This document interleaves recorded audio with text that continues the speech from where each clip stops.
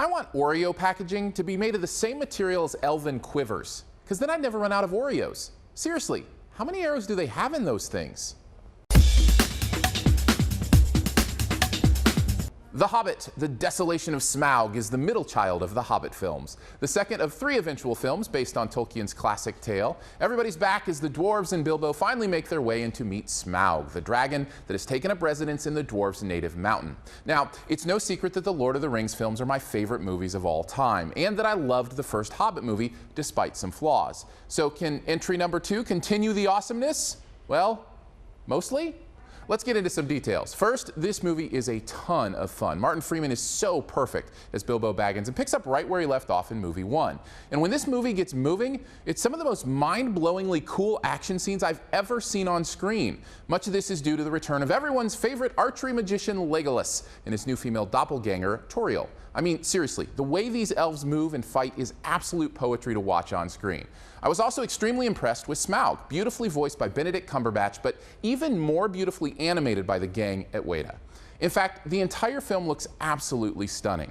Of course, much of that could be seeing the film in HFR 3D. The HFR, by the way, is high frame rate, so the colors and actions just pop off the screen.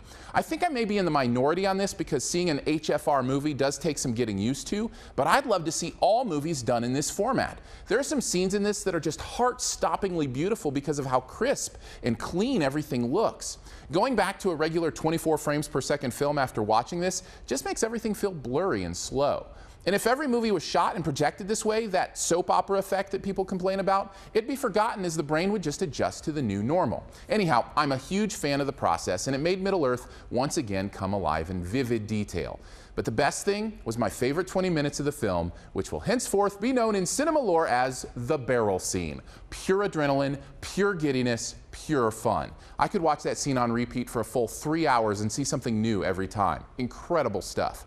Speaking of a full 3 hours, let's talk worst thing. This movie is just too long. I really think Peter Jackson made a huge mistake in dividing this book into 3 movies. You can just feel the movie strain under its own misguided need to fill in as much backstory and character development as possible. It results in a movie that takes too long getting started and never feels like a complete tale.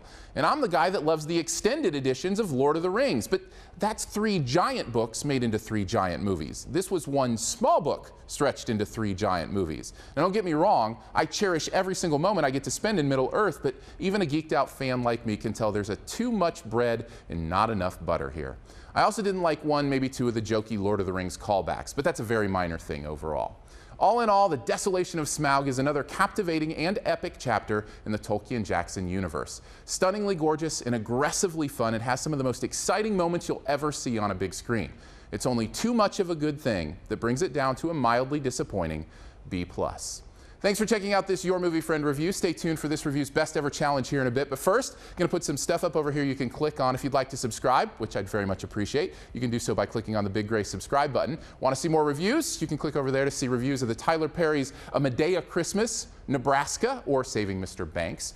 You can also click the logo right up here to go to yourmoviefriend.com where you can search by title for reviews. Finally, this review's best ever challenge, where you name the best movie ever in a particular category and also try to identify what my choice is. This time, you must name the best dragon movie ever. Yeah, this one's a gimme for me. You probably name mine without even a hint, so I'll just say I can't wait for the sequel. Drop your own answer and a guess at mine in the comments, and the first person to guess mine gets a point. Thanks, and don't forget to subscribe.